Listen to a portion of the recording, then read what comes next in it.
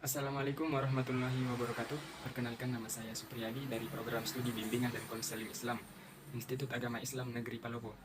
Di sini saya akan menjelaskan tentang keterampilan konseling. Sebagaimana pengertian keterampilan konseling, keterampilan konseling adalah pekerjaan profesional sebagaimana profesi lain seperti guru. Sebagai pekerjaan profesional menuntut dimilikinya sejumlah kompetensi dan keterampilan tertentu. Selain itu, konseling juga merupakan suatu proses di mana pada setiap tahapan proses konseling memerlukan penerapan keterampilan-keterampilan tertentu. Proses konseling dibagi menjadi 3 tahap. Yang pertama, tahap awal, yaitu tahap identifikasi masalah. Yang kedua, tahap pertengahan, yaitu tahap kerja dengan masalah tertentu. Yang ketiga, tahap akhir, yaitu action. Tahap awal. Dalam tahap ini, keterampilan yang bisa diterapkan oleh konselor adalah: yang pertama, attending, mendengarkan, empati, refleksi, eksplorasi, bertanya, mengungkapkan pesan utama, dan mendorong serta memberikan dorongan minimal.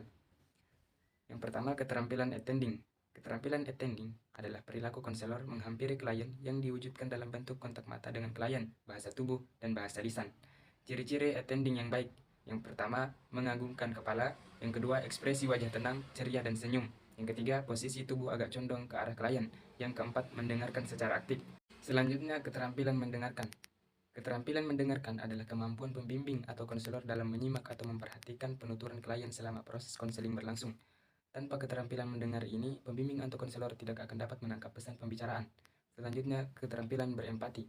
Empati adalah kemampuan konselor untuk merasakan apa yang dirasakan klien. Empati diawali dengan rasa simpati, yaitu kemampuan konselor memahami perasaan, pikiran, keinginan, dan pengalaman klien. Empati dibagi menjadi 2. Yang pertama, empati primer, dan yang kedua, empati tingkat tinggi. Selanjutnya, keterampilan refleksi.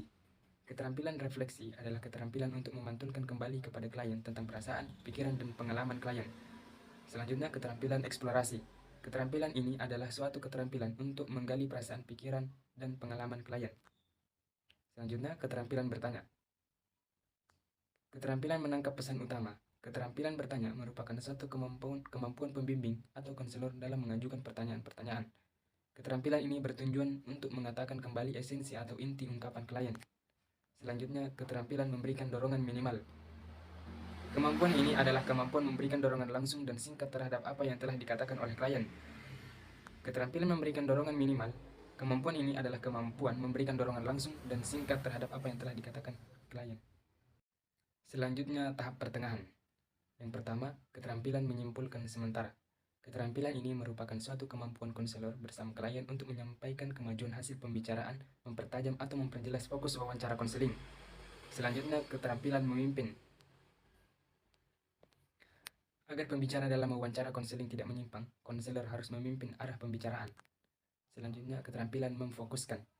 Seorang konselor yang efektif harus mampu membuat fokus melalui perhatiannya yang terseleksi terhadap pembicaraan terhadap klien.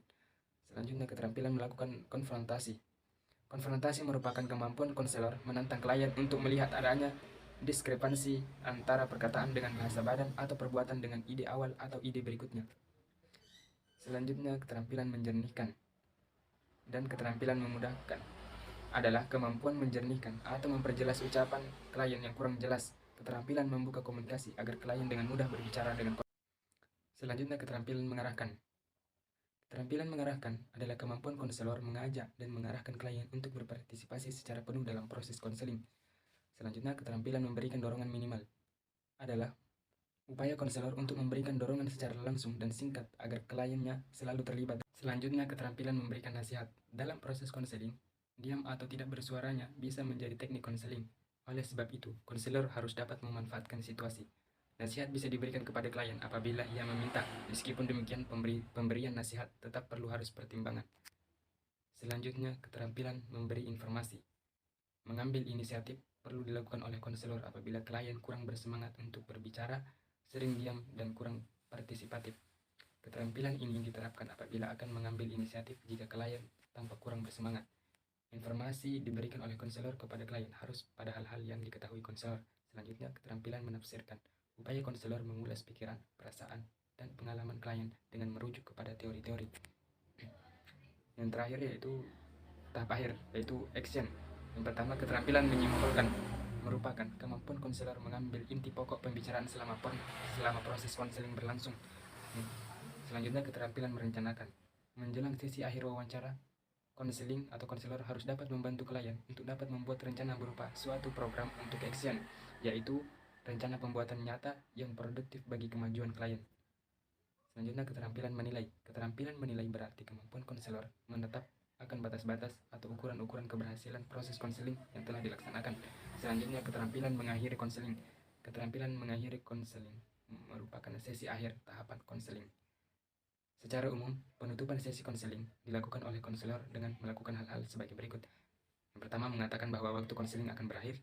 Yang kedua, merangkum isi pembicaraan. Yang ketiga, menunjuk kepada klien tentang pertemuan yang akan datang. Yang keempat, mengajak klien berdiri sambil menunjukkan isyarat gerak tangan. Yang kelima, menunjukkan catatan-catatan singkat kepada klien tentang hasil pembicaraan. Yang keenam, memberikan tugas-tugas kepada klien apabila diperlukan. Sekian materi yang dapat saya sampaikan. Kurang dan lebihnya mohon dimaafkan. Saya akhiri dengan ucapan billahi taufiq wal hidayah. Wassalamualaikum warahmatullahi wabarakatuh.